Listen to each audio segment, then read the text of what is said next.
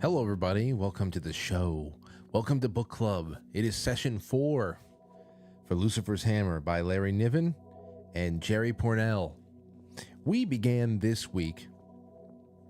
past week, in my book, it was page 308. It was the chapter titled The Landlord. That's where it all began. And I gotta say, this was a week where we really got to sink into some chapters that showed you how the secondary effects. I don't know if those you out there, anybody out there who read The Stand, remember the chapter inside of Stephen King's The Stand where it was the secondary rounds and the tertiary rounds of death that really swept through after the virus got people. That there was a lot of people who survived afterwards. There were people who were just, for one reason or another, naturally immune, and they stuck around, and they were there when everybody else was gone. Well, this was interesting because now we're getting into just 48 to 36 to 72 hours after Hammerfall, and we haven't heard from our space crew in this this set of chapters, which I can't wait until they make an appearance again, or at least we get some closure on as to what happened with them. I have to imagine they survive. That just sounds like that sounds like a situation where they're going to survive. It just sounds like it's so much more. They gotta. But now we're learning about hunger, how quickly it sets in. Now we are really in the thick of people stripping away all the civility that was commonplace and that was baseline in the old world. The old world has been washed away. And now people are making hard choices, and they are and I'll tell you, the choices are really not, it's not cruel. Some of it pisses you off. Like Tim Hamner and Eileen making their way up the mountain and finally reaching his own observatory that has now been commandeered by those fucks. Which I'm sorry, excuse my language. Man, I wanted Tim to be able to unload on all of them and just blast them. Just because it's ours now. It's mine. Sorry, you gotta go. The girl can stay though. I'd like to breed with her. I mean, it's real, man. It's real, and all that women's lib stuff continues. Just exit out of the side stage when all the infrastructure that has been built to make it seem like there is some kind of a natural state where everybody is 100% equal with each other, that all goes away. And that's not even necessary. That protects weaker men too. Not everybody is some axe swinging, caveman alpha type. What we live through right now adds stability for everybody. It's this was a big test, these chapters, as far as trying to see the resolve for people, and what else. That's what we have. Let's just get to some things I have underlined here. The landlord. Tim felt more helpless than ever. He was prepared for the end of civilization, to be nearly alone, to find human beings few and far between. He was not prepared to watch it die, and he wondered what he should do about that, but he could think of nothing. This is one of those thoughts that go through everybody's minds. Nuts. Lucifer's Hammer. This is on page 311. Gillings knew what had happened when Lucifer's Hammer fell. End of civilization. The end of the goddamn army, too. It would be every man for himself, and the right man could be a fucking king if he played his card right. Now, this is a corporal, little tiny characters that you're being introduced to now. This Corporal Gillings, dozing in his seat, was jarred nastily awake. And he's already thinking about ways that he can kill his superiors and essentially climb the ranks of an army that really has no purpose anymore, because there's no country, there's no government, there's no nothing. And how can he, just by his inner warlord that is starting to brew in this new world, rise to the ranks and command the obedience of people around him? I'm sure we're going to catch up to him. There's going to be so much. There's so much waiting for us in the last 200 pages. What is this? 627 pages or so. And we're starting on page 4. This next bit of reading is on 405. So we got a little bit under 300 pages to go, and there's so much conflict coming. So we get a little bit of this Corporal Gillings that wants to kill.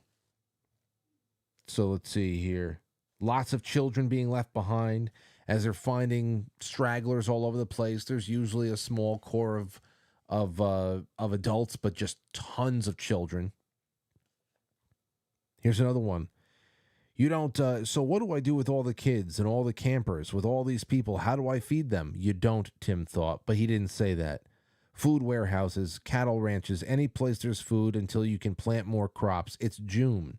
Some of the crops should have survived. But as we know later on, all the farmers who are assessing what's going on with the massive amounts of rainfall and things like that, they realize how bad this is. That it's going to be very hard with the rain that's coming down, the quality of the rain that's coming down, the salted rain. It's terribly polluted. It's enough to wash out and drown crops as well.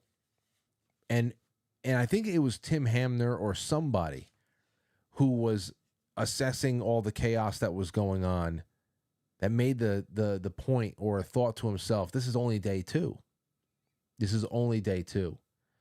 But, in an EMP scenario or a comet or whatever the hell else, where something this disastrous happens, where everything we thought we could rely on technologically is now gone, it would take no more than a month for well over half of whoever survived the initial catastrophe to be gone. And we're seeing why. All those really, really bleak numbers and those scenarios that were laid out for us by people like Jim Lee and stuff like that, we're seeing why in this book. It's very well done and horrifying at the same time. So there you go. So, Tim, they make their way up to the observatory, start realizing what's going on there. Get out. You're not needed. You're not needed. How useful are you today? Just so much. So they leave there. Tim and Eileen, they leave. That was very infuriating. But then we get to catch up with Harry Newcomb, and I really like Harry Newcomb. And whereas I said I wonder if the people who wrote the screenplay for Don't Look Up had taken special note of what was going on in here for certain themes in that movie, I wonder if whoever wrote the screenplay for Kevin Costner's The Postman read a little bit of this as well. Harry Newcomb saw nothing of Hammerfall, and it was Jason Gilcuddy's fault.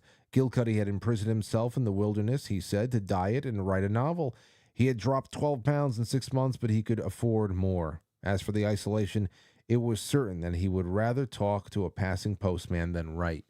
And it's just crazy that at this end of the book, at just the end of the story, that there are people out there who literally did not know that a comet had hit the Earth. Now, after a while, when they're dealing with massive, torrential downpours and this and that, it's becoming a little bit more obvious, and finally they find out. But that's nuts. In other parts of the reading, we see that the tidal waves, the tsunamis, they're starting to die down a little bit. Water is receding a little bit more, but the tsunamis, just because of the massive impact that they have, they're just about to complete their 3rd trip around the world. Obviously, not with the kind of ferocity when it initially had dropped down, but I love Harry Newcomb, the dutiful postman, who is still so immersed in his job. You can tell that this is a calling of his. He wants to continue to service his customers, to get everything out, and when he realizes how bad things are, he doubles down on his job as a postman, to be a person who can deliver messages between everybody who is still alive, the ranches, anybody who needs to be able to get messages to and fro. He's right there. And some people seem to have given him a pass as far as the territorial stuff that's going on And there's a lot there. Jack Miller. Jack Miller and his son Roy and daughter Cecilia were in harvesting tomatoes in full panic. This is all on the. Where is this? Is this at the Jellison's house? It seems to me that the Jellison Senator Jellison's place is going to be the epicenter. Is going to be a major point of convergence as we see. Harvey is coming in on that. Tim and Eileen are there. Mark is there. Of course, Harry has made contact with them all. Jellison has already put together or expressed the need to put together some sort of a new city council, a small interim government to make sure that they can organize all of the lands and the ranches that are going to be within their realm of influence, and also how to handle the people who are going to be coming up from the valley that have been smoked out, that have been washed out, the perhaps hundreds of thousands, if not millions, that could have been displaced, that there is just not enough food for. This is where we are in the whole situation. And that goes on and on. We meet a lot of different characters in this one. Stronghold number 1, Stronghold number 2. I love the time that we spend with the mailman and where it all heads. It's really interesting. And you know what? I want to just jump into, I have a lot of things underlined here. I'm going to jump into the thread a little bit more. And I want to bring you guys and gals on to see what you've seen and what you've already set aside. And then we can just take some calls and take it from there. Let's see. First one up is Vesper. Says, I couldn't help but chuckle when the guard at Jellison's gate warned Harvey, Mark, Marie, and Joanna, and don't get gay with that shotgun. Sounds like something Matt would write. I know. I know. Joanna is holding the gun, and all I can think of in the line in the movie was Pulp Fiction. Be cool, honey bunny. Be cool. So much to unpack in this section. Always enjoy the thread and the book club. In fact, yeah, that's a great thing. I did not think about Pulp Fiction, but it's a good one. That's a good one where to go. Furry Merman says, well, it didn't take long for me to get my answer about Tim and Eileen getting to his observatory. The defeated feeling in this section you can feel in Tim. Oh, defeat and furious. After surviving the city, getting out of the chaos, being shot at, only to be told to leave by someone he once clearly trusted. Talk about getting the wind knocked out of your sails. The sections with the mailman interest me greatly. At first my thoughts were he's dedicated and just looking for a purpose to keep him going. Only then ponder his situation and come to the idea that he's acting like any government agency. Even after disaster, there are still ways that these agencies will continue forward. I think of the IRS having plans on the ways to collect taxes after something of this magnitude. In addition, he has been taken into Senator Jellison's group. He is someone who knows the area and can be used as a messenger. Does this lead him down a path of changing messages and creating a style of propaganda to get the camp to move in a certain direction that best suits him? Or does he find a way to play two sides to create tension? Or is he just going to stay the friendly mailman that many seem to enjoy the company of? We've also seen a growing movement toward tribalism, with Senator Jellison and Christopher families starting off as working together, but clearly with a divide between the two. One being much more rugged group in Christopher's, and the Jellison camp being far more diplomatic. We have already seen the shift in culture of people being accepted for skills and abilities as opposed to the original caring for everyone. Now you have to bring something to the table, with what seems to be women being a top priority. The more I read, the more I understand the phrase in the back of the book, lucky ones went first. I can't put this book down and looking forward to every session. I know. Me personally, I don't think that that Harry's going to take that shift. I think maybe if he does take any liberties with the messages that he's delivering or his ability to galvanize support and galvanize the tension between people who are out there in different places that can't be communicated with by any conventional means, or maybe they're going to find some shortwave radios again. I don't know. But I don't see him using his influence for malicious purposes or for empowering himself. And I really do think that he does take up the mantle of the mailman being an integral part of communicating, and now even more integral, even though I heard that Maureen Jellison had made some kind of point about telegraph lines and things like that having to be reestablished and all that. Interesting. All right, let's see. A little bit more from you guys.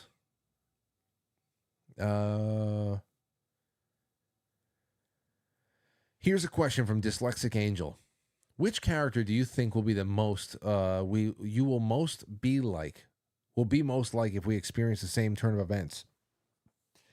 I would think that I might be like Eileen or Joanna. Thoughts?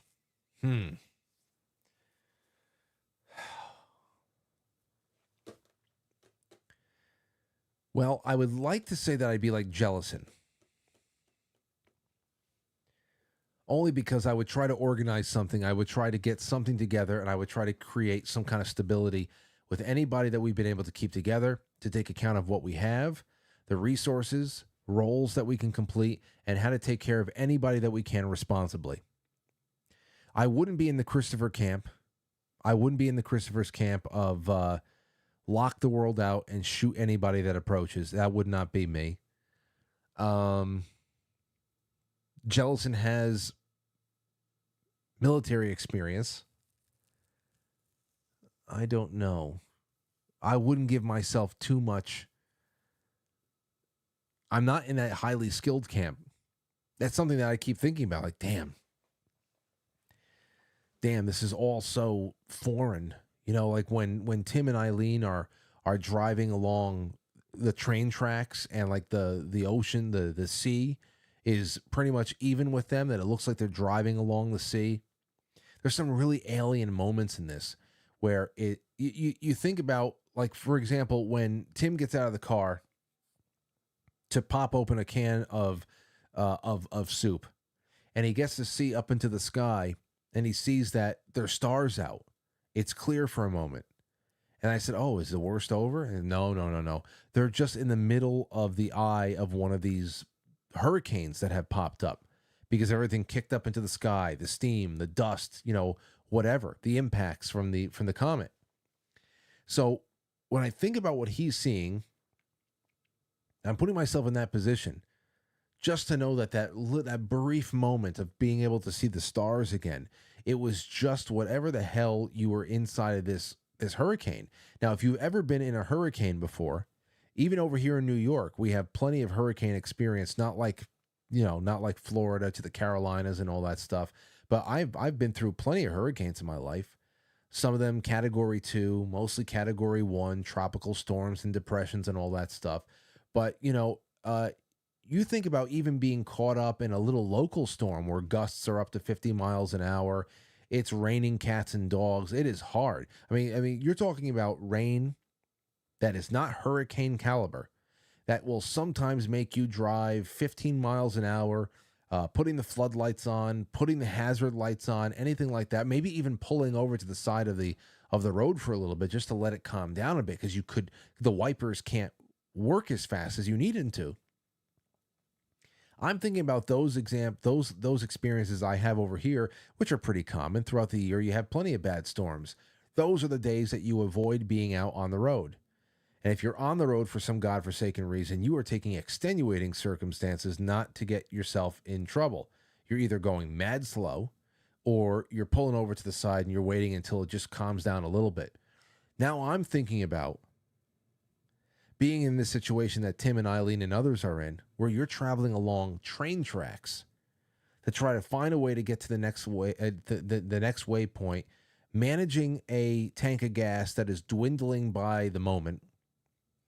You're in hurricane force, winds, downpours, all that stuff. It's dark as shit at night, and you're seeing things like when they said that they saw the 6 human figures sitting on top of the roof in I don't know, raincoats or whatever the hell it was. Things like that are so spooky. So spooky. And to know that at any moment, you jerk the wheel in one wrong direction, all of a sudden you're off the train tracks, and you could just be floating in the water, sinking in some newly formed, you know, lake or ocean that is right beside you. It's some serious stuff. You think about, oh man, is this getting too deep with the waters? Is the engine gonna flood? Oh man, it's a lot. It really is. It puts you into a lot of really challenging scenarios in your imagination. Dyslexic Angel continues, says Lucifer's hammer in 2020 showed us that the people we thought we knew we actually did not know at all. For example, page 352, George Christopher, a great engineer or great neighbor, a rancher, helps out with others ranchers when they need assistance prior to Lucifer's hammer. After that, he's become extremely tribal in his actions. His level of brutality was difficult to witness, to the point he already planned to destroy the bridge and the road. Yep. I brought a couple of sticks of 40%, George said, right up there. He pointed to the steep slope above the road. 2 sticks there, and nobody will use this road for a while.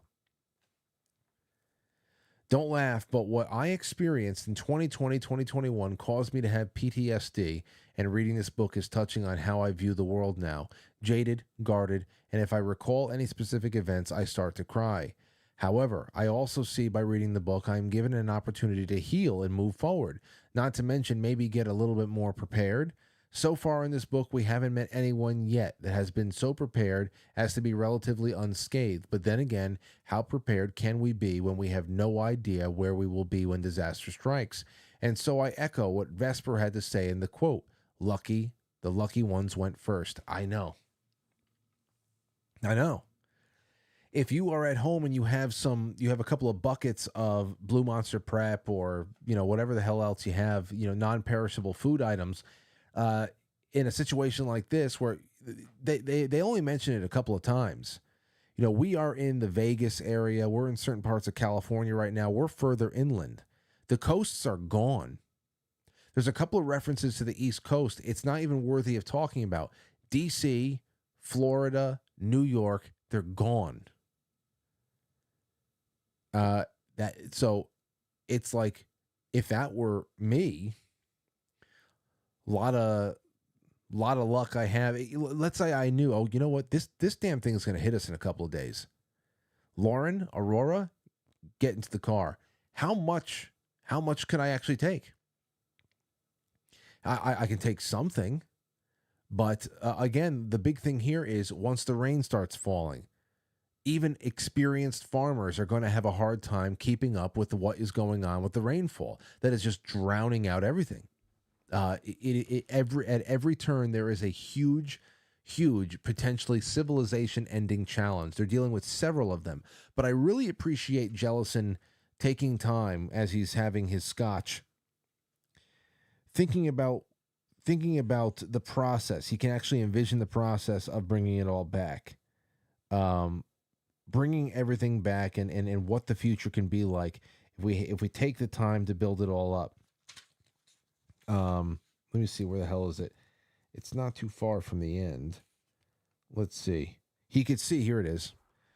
It's on page 363. He could see how a civilization could be built from the wreckage of Lucifer Hammers had left. Salvage work, plenty to salvage in the old seacoast cities. The waters hadn't destroyed everything. New oil wells could be drilled. The railroads could be repaired. These rains wouldn't last forever. We can rebuild it, and this time we'll do it right. We'll spread beyond this one damned little ball, get human civilization out all throughout the solar system, to the stars even, so no one thing can knock us out again. So he's even taking time with that. But on the other side, there's page 357, where everybody's getting together, where you start seeing the rift between Ray, the Christophers, and Jellison. What do you mean pull together or pool together? Jellison says to share, to pool what we have. You mean communism, Ray Christopher said. This time the hostility showed through in his voice. No, I mean cooperation. And here, that's the thing there too. I would not look at it as communism. In that situation, I wouldn't look at it as communism because there's a voluntary aspect to it. Communism is coercion and compulsory work and having your work commandeered. You're coming in a contractual situation, even if it's just a handshake, in a situation that is obviously unprecedented. I'm looking at it, I said, oh man, this guy's going to be a problem. The Christophers are going to be a problem. Communism. Now, I understand that this is written from the standpoint, the height of the Cold War. So it also tends to give a little bit more of the mindset there too of what was prevalent in people's minds at the time, not only in American society when the book was published, but also inside the book, parallel as well. We see a lot of those brewing competitive aspects of America and capitalism versus communism in the USSR taking place in that little space capsule up in orbit when the impact is made. So there is that. But there's obviously something else here with Ray Christopher. And you can see that he's going to be more brutal, more pig-headed, and there's going to be a lot of problems here brewing.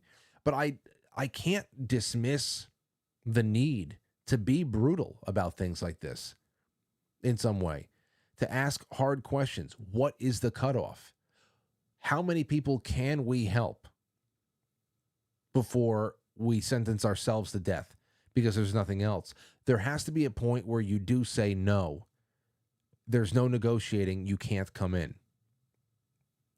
And, those no's, those rejections, especially when you're rejecting people who are hot, tired, who are sick, who are hungry, who have children who are starving, their stomachs distended, all that stuff. They see the end of life approaching. Those could very well be frantic, desperate, and violent encounters. I mean, this is hell, what they're getting prepared for. Like I said again, it's only day 2. There's also a very awkward situation over here on page 357. Let me see here. On 57, somebody has, okay, shut up, Ray. George Christopher stood. Senator, I can see how this makes sense. No point in using that last bit of gasoline to plant something that won't grow, or feeding the last bit of soybeans to cattle that won't last the winter anyway. Question is, who decides? You? He says, somebody has to. Well, not alone. And then we'll elect a council. There you go. But share with who, Senator? That's the big question. How far do we go? Do we try to feed Los Angeles? That's absurd, Jack Turner said. And then they start talking about the city folk coming in, especially talking about black people, black urban blacks. They're throwing around the N-words a little bit in there. And it's a little awkward there because you have this guy, Lucius, who is a black farmer who's sitting there, and he says, let me see here. He looks self-consciously. Someone, I don't know who screamed about N-words coming over. He looks self-consciously at 2 black faces at the end of the room. Okay, sorry, no, I'm not sorry. Lucius, you own land, you work it. But the city folk, whining about equality, you don't want them either. The black man said nothing. He seemed to shrink away from the group. He sat very quietly on his own. So that's his name is Lucius Carter's all right, George Christopher said. But Frank's right about the others. City people, tourists, hippies, be here in droves pretty soon, and we have to stop them. So there's so many things. There's so many, and I can see how Lucius, the black farmer there, is probably like, oh boy, already on the fringes here, even though he's talking about a very specific group of people who in the city, and that could be black, white, brown, whatever, who have lived a certain way, making demands, protesting, being politically, catered to and all that stuff, while people who are in rural parts of the world are, putting their money where their mouth is, and they're actually feeding themselves and they're feeding the world. They don't have time to talk about the equality of an apricot seed, whatever. They just like, can you grow fruit? Can you grow vegetables or not? And that this kind of mentality, this kind of big city, leeching, mooching mentality, which is what cities are so good at producing, because there are people there that are not producing anything in this kind of a sense, in an agricultural sense especially, and that is the only thing that matters now. There's plenty of very vital positions in cities right now. People are in finance. They are in, any number of things that you can't eat, but are still a big part of the overall economic reality that we live in.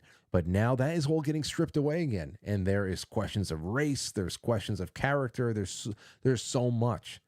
And it also goes to show right there, too, how when all of our creature comforts are stripped away, including the comfort of all of the political narratives that we're given, all of the political causes that we are given and assigned and had groomed into us from the moment that we are children, how if this shaky reality that we're in, this fragile reality that we're in, really does come all stripped away, the modern world and all of its causes have prepared people for nothing. Think about your average BLM Antifa loser. If Lucifer's hammer drops tomorrow, we'd all be in really, really bad position. But who would be more useless? Who would be more primed for just death than them? What do they bring to the table? Now, they may be the most dangerous people out there because all they know is violence as it is. They know violence through political coercion, through taxation, through taking things that they never earned. So to be able to go and up it again and just taking a knife or a metal pipe and just going from door to door and finding people to kill and take all their stuff, especially if it's edible, they will be some of the more violent predators on the path if they survive for a few days. But it's all coming undone here. All right, let's keep going. I laughed at the part where the guard told Joanna, Mark, Marie, and Harvey, don't get gay with a shotgun. Yeah, I think everybody liked that one. I was happy to see that Tim and Eileen brought that family along with them, which brought to mind the above, and all in my opinion, we need to hold on to our humanity. Otherwise, what is the point? Well, there was the preacher. Where is he? Here it is. Page 358. Used to be a fair hand at that, Ray Christopher said. Shod horses for a county fair. All right, Jellison said, but there are plenty of skills we don't have, and we don't think that don't think we won't need them. Okay, George Christopher said, but damn it, we can't take in everybody. And yet we must. The voice was very low, not really loud enough to carry through the babble and the thunder. But everyone heard it anyway. A professionally trained voice. Quote, I was a stranger and ye took me in. Oh, ye took me not in. I was hungry and you fed me not. Is that the way you want? Is that what you want to hear at judgment? The room was still for a moment. Everyone turned to look at Reverend Thomas Varley. Most of them attended his community church and called him to their homes to sit with them when relatives died, sent their children with them on picnics and camping trips. Tom Varley was one of them, bred in the valley and lived there all of his life except for the years in college in San Francisco. He stood tall, a bit thinner since his 60th birthday a year before, but strong enough to help get a neighbor's cow out of the ditch. George Christopher faced him defiantly, said, Brother Varley, we can't do it. Some of us are likely to starve this winter. There's just not enough here. Then why don't you send some away? He asked. It might come to that. So that's what they're getting to. I mean, we're really at the edge here of a big rush. Of a big rush of people. It hasn't shown up yet. But there's plenty of things, confrontations and whatnot, that maybe we'll get to in just a second.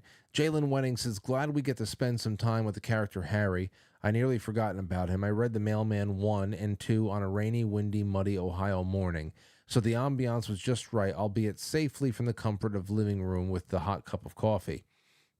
Interesting to see how the cast is all coming together, but it has me wondering which characters won't cross paths, even though it seems everyone is destined to come together in some way. I had to chuckle at Tim and Eileen's journey. Imagine surviving Hammerfall, the earthquakes, evading a murderous mob, and then outrunning a tidal wave, extreme road conditions, losing nearly $500,000 in an IOU just to get a car, just to have a park ranger be like, here, take these 4 kids. This is the way it is. That's the way it is. Mark G. says there were some great quotes and imagery in this section. Page 322. The wind howled like demons breaking through hell. That just hit me when I read it. Yeah. Page 356, most of these people prided themselves on being on their own. Of course, that wasn't true, hadn't been true for generations, and they were smart enough to know it, but it would take time to realize just how dependent they'd been on civilization. End quote. We don't realize the amount of things that we use that are not within our control, even people that live off the land. Yes. Now, those who are already adept at providing for themselves in rural areas, or if you're in a suburb even, that you have a little bit more land, if that's a little bit more ample than in other places. I know some people who, when their gardens are really kicking, they can subsidize about 75 to 80% of all the groceries that they have to buy every week. And they can barter with neighbors. And of course, you have a couple of chickens that they're doing well. Of course, Harry Newcomb found a family, or at least a family ranch that was now abandoned. He had to bury the two owners because they were both dead, one by suicide. And there's a whole bunch of chickens around.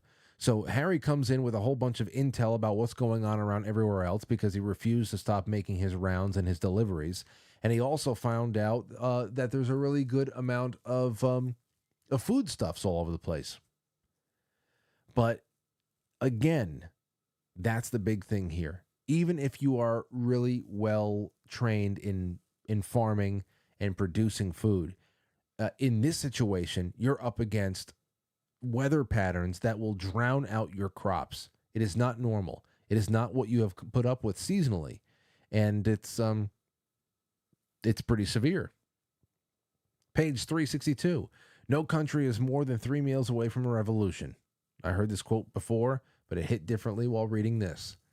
Mark G goes on to say, it's going to be real interesting to see whose style prevails when rebuilding civilization. Jellison and Christopher agree on many aspects, but I sense that there will be a gap too large to bridge when it comes to the method involved. As a reader, I can't fully trust any character 100%. So many surprises already. Many of the characters are already completely different people versus the original character set up in the beginning of the book. I agree with Jalen Weddings. I almost forgot about Harry. So many characters to wrap up in the last 200 pages. Still wondering about what's going to happen with the astronauts. I know. It's great. It's great that they've been left out because it's one of those cliffhangers. Where the hell is it all going? Where the hell is it all going? And now here's the thing about the Christophers and the Jellisons. It could be as easy as saying, well, there's something going on in this particular ranch, and we're going to see whose style is going to predominate. Or is it going to be that there is an outside force that arrives that makes Jellison and the Christophers realize that they are a yin and a yang to each other? A diplomatic, soft, flexible understanding, and then a hard, stern, more militaristic form of dealing with the world. That there is a way that they can combine things, they can see eye to eye, and that they really gel at the right time. Or is it really that we're setting up for a very serious adversarial relationship where they actually start going at it with each other? If that's the case, then the Christophers are going to be outnumbered because Jellison is making friends.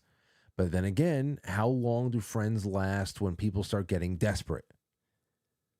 You need something to be able to barter with people to keep loyalties in line.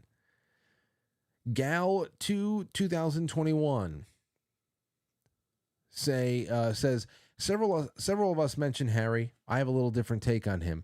He seems duty bound to do the job which he gives him purpose and importance.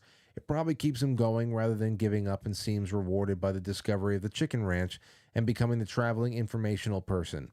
On page 335, he quotes the motto of the mailman, which seems to drive him on. Tim is the other character who sticks out for me in this section. He started out seeming kind of clueless and immature, wanting attention for his discovery of the party, to now having to come to grips with the steady help of Eileen, with his dreams mostly dying, including the loss of his observatory. This section illustrates more and more how the different social strata are coping with the end of all that they knew. As Furry Merman mentioned, they started to resort to tribalism to survive. Lone Rangers. Lone Rangers won't fare well. Oh, there was at least one reference to the Donner Party in here, too, talking about, times really getting tough. The imagery of dead bodies, dog, cattle, humans, just all over the place. Wherever there is water, they're just sloshing around. I guess that was just going to be something that you have to keep paying reference to, because how can you avoid it? Maps kept being mentioned. With GPS, few of us even have paper maps. Having seen Joplin, Missouri a few days after the EF5 tornado in 2011, street blocks became indistinguishable because the devastation was so thorough. Check out a Randy McNally motor carrier, Road Atlas. It shows back roads most of us don't know about. I have two major road atlases. I have two major ones that I bought within the last year and a half, and that's in my go bag as well. So I do have those, and I think the pages might be laminated so that they won't take on too much water damage, and I might be wrong. They might not be. Guns are mechanisms of enforcement in both good and bad hands. On page 388, Tim muses, quote, "More men with guns. The world belonged to men with guns. Sobering reality when societal collapse happens." Yes. Yes. Black Orchid said the only good about Hammerfall, women's lib was dead milliseconds after hammer strike. It made me smirk, said Black Orchid. This is something we figured out during Desert Storm. All females suddenly didn't want the equality on the battlefield, so they got pregnant to avoid service. History will be forgotten of these realities of wars and times of hardship, and will repeat it all over again. Yep. Mava says, I know we're all supposed to side with the Jellison faction, and despite the Christopher's thinking, but I think that this friction is what the book is really about, at least so far. I can't help but think that if Jellison wins out, we just all wait another 1,000 years or so and to have this all play out again. Giving me a lot to think about. So much for a nice pulp sci-fi novel to start the year. As for our cast, I think Tim and Eileen passages are most nerve-wracking and stressful.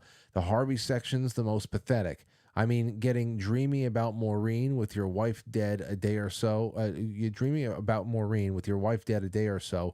The Jellisons at all, the most helpful so far, anyway. The other thing, with everything going on in society right now, with this book is starting to tickle my predictive programming senses. Guess I should have paid more attention to that tattoo on your elbow. Thanks a lot, Francis. On my elbow? Which one? This one? This is my radio. That's my radio tower right there. Are you talking on the inside of my elbow? Uh-oh. Don't tell anybody. Back to the whole Jellison Christopher thing. Yes. There's friction there.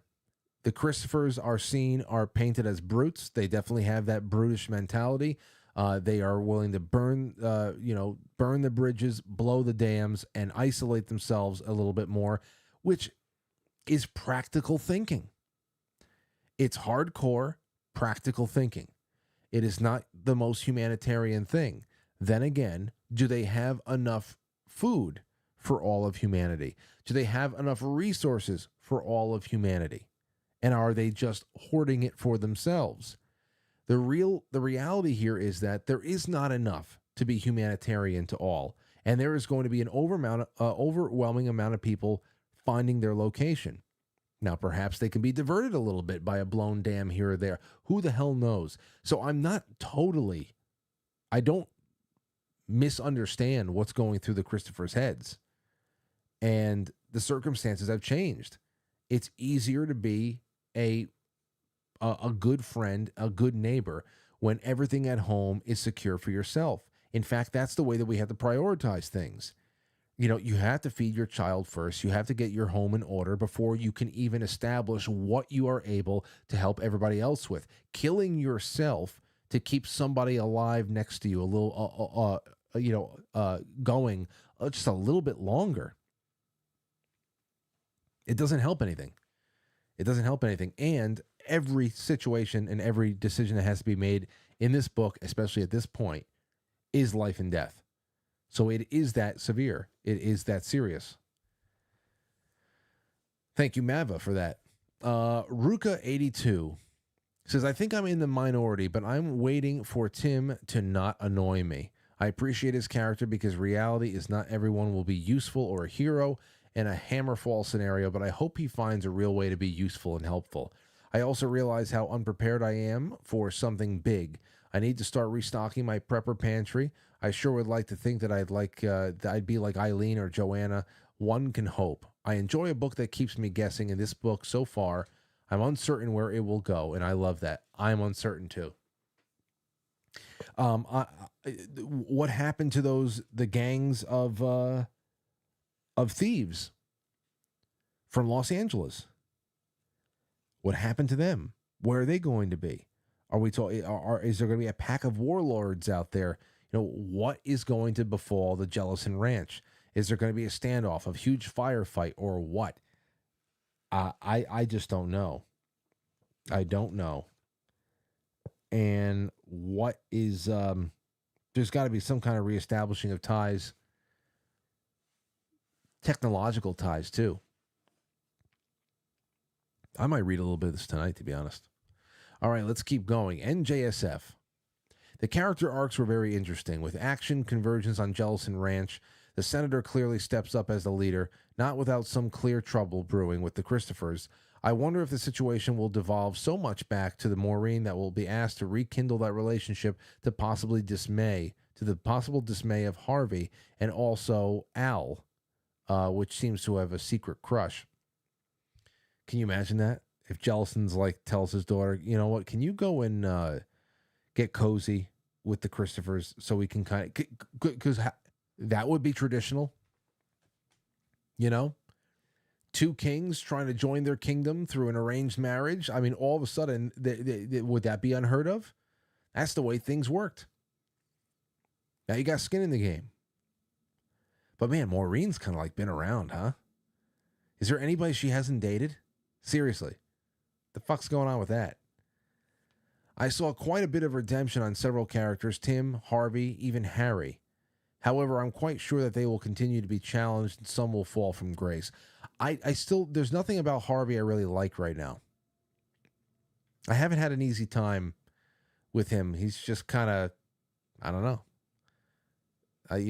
Just, I don't like Harvey too much. Tim, I like a little bit better.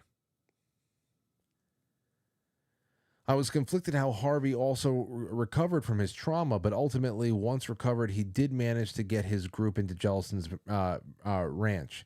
It was very telling how utilitarian Jellison was, where skills, either arms or trade, were part of the trade for safety. Tim and Eileen end up making a very good team, saved each other's lives several times, even though the rail tracks portion was a bit much. Tim has some of his inferiority complex reinforced, and at the same time, Eileen helps him overcome it, and he ends up rising to the occasion at the right time. Here's an excerpt. Tim felt more helpless than ever. He was prepared for the end of civilization, nearly alone, to find human beings few and far between. He was not prepared to watch it and die, and he wondered what he should do about that, but he could think of nothing. That's what I had caught on to. A hint of self-worth came into the interaction with the Rangers that deferred to Hamner for guidance, and he also stepped up against his natural techniques or tendencies to take the kids with him while heading to the observatory. Hell, Tim thought, I am the expert. The knowledge produced elation and depression, oddly mixed. There's a little bit more here. As they reached the observatory, he felt the sting of betrayal and bite of reality that under extreme circumstances, when the societal contract breaks down, force is the law. Reinforced when he arrived at Jellison's. Still, Eileen was his comfort, the one that stuck by him and built him up, complimented him where he was found lacking. You can't get away with this. There are Rangers down there. They'll be here as soon as they can get. No, they won't, Robin said. No Rangers, no Army, no National Guard, no police. You've got good radio equipment here, Mr. Hamner. He said the Mr. contemptuously. I hear the last Apollo messages and the rest of it too. I heard the Rangers told each other, you don't own this place because nobody owns anything anymore and we don't need you. Oh man, when I read that, I wanted to blow their faces out. You know, just wanted to blow them out. He had been deserted by everything and everyone but Eileen. He could understand that money and credit cards were worthless. Sure, a bullet through the windshield was something else. Driving across the green of a country club felt like vandalism. It's a lot. It's a lot to think about, but you guys have really, really brought it home for me. You really have. I'm going to open up the lines, and I can take one or two calls. We started at about 9:05, 9:07. It is 9:57 right now, so we have about 10 minutes. I would love to have somebody call in. Where do you think it's going next? What do you think we're getting set up for? And because remember, that corporal, nobody out there has mentioned the corporal in this thread. What's his name? Corporal Gilly or something like that? Where the hell is he? That's some interesting stuff right there.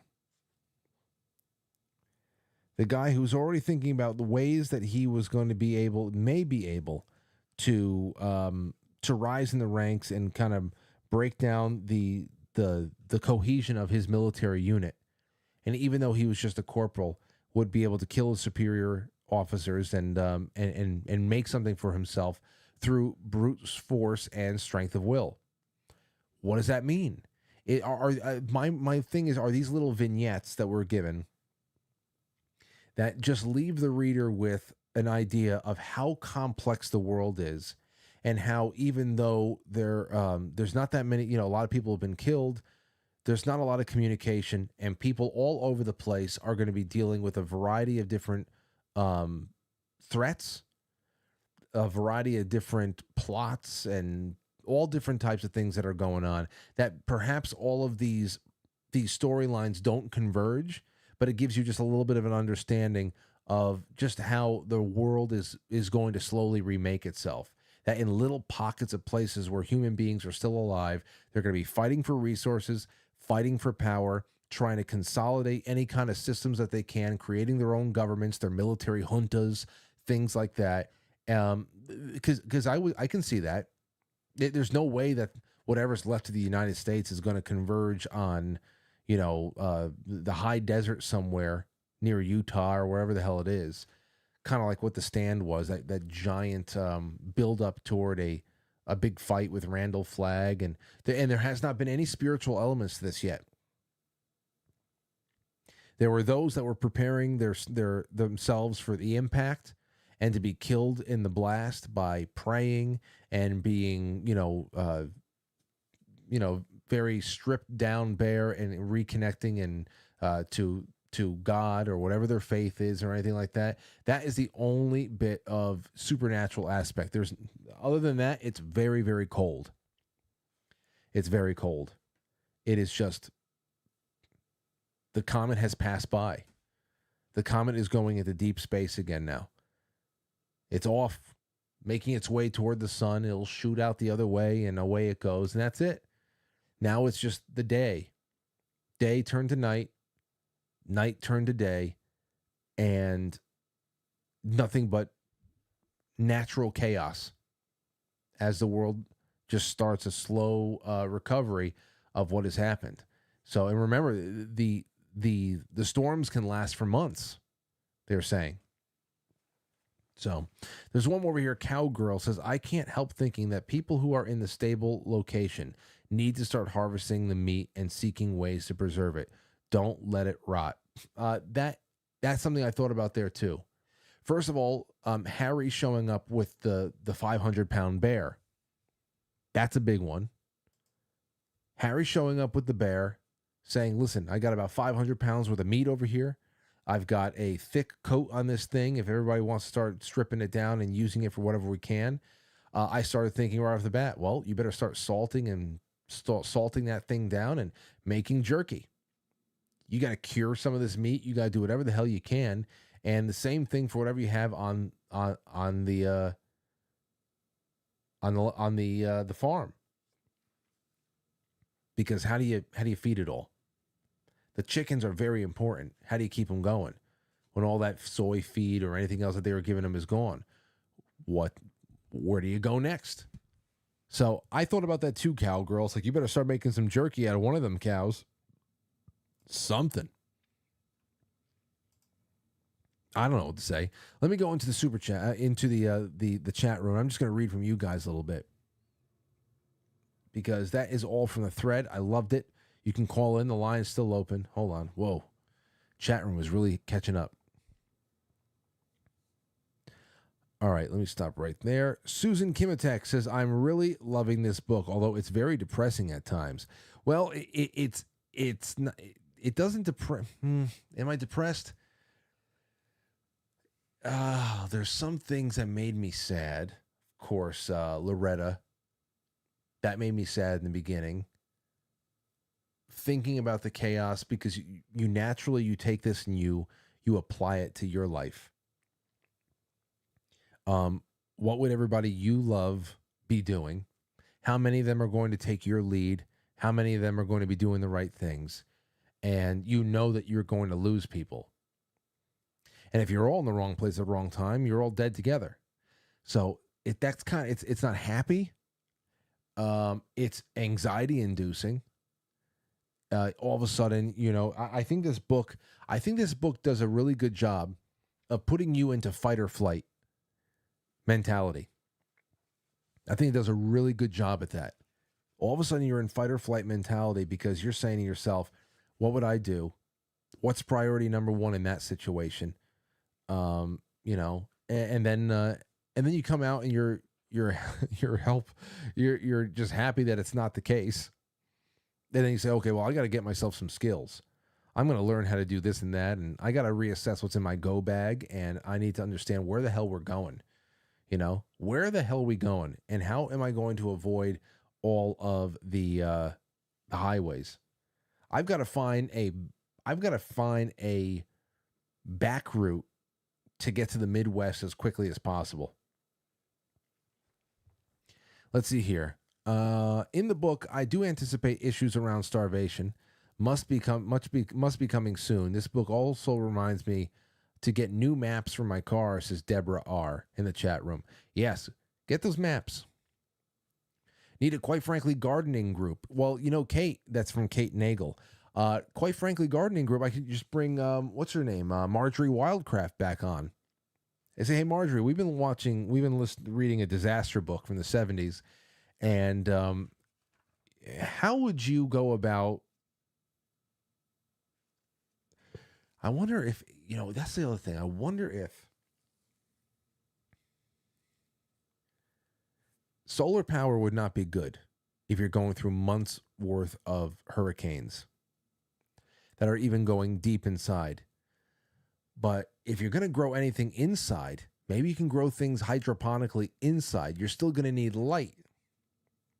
How are you going to generate light? You're going to need a fuel source, whether it be gasoline, kerosene, natural gas, anything. All those services are gone.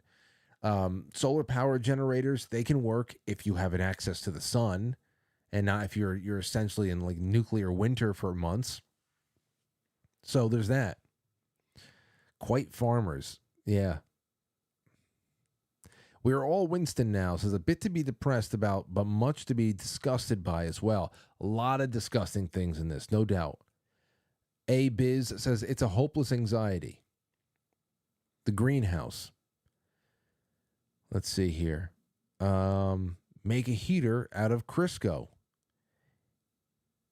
Well, I guess you can do that. Sounds like we need a Frankly's meetup spot if shit hits the fan. I always wanted to build up a society, not a secret society, but almost like a fraternity, where there was chapters in different states and counties and all that stuff, and there was just a very core set of things that everybody did on communication, on food, on physical preparations, like exercise standards like that. I didn't know like what that information sharing kind of a fraternity would look like.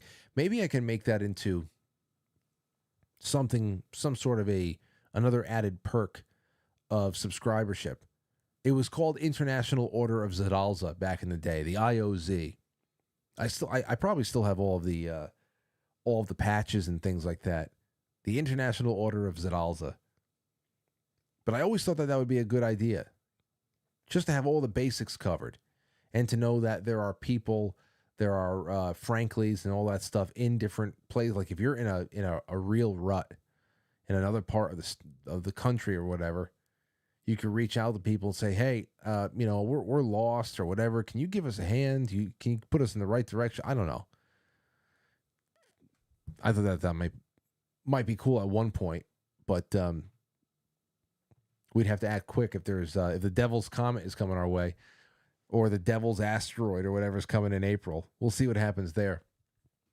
All right. Well, that's all we have for right now. Here's where we're going to read next. We're starting with, it's on page 405.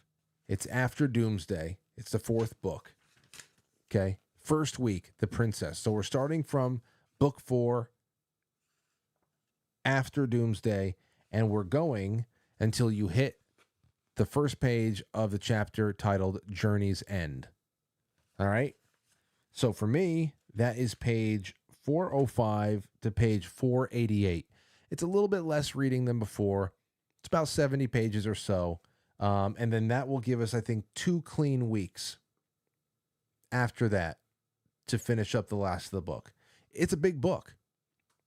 I think this is the biggest book that we have read since the first book that we read with Malachi Martin. That was Windswept House was 600 something pages or so. We read that for a couple of months. So this will take us into February, and then we'll have until the last week of March before we start the Robe. But that's what we're going to be doing right now. It's going to be from page 405 to 488. From The Princess to Journey's End. Don't read Journey's End. Stop when you reach Journey's End. All right? That's that. Well, ladies and gentlemen, thank you for everything. That concludes session 4 of Lucifer's Hammer. I'm looking forward to next Monday with you all. Have a wonderful, wonderful, wonderful night. V just said, I love this book club. I do too. It's the only book club I've ever been a part of. And I'm glad it's the only experience that I had, because I've just loved doing it with you all. And I hope we can take some more calls next week, and we'll keep this one up. All right? All right. Ciao, ciao. Have a good one. Take care.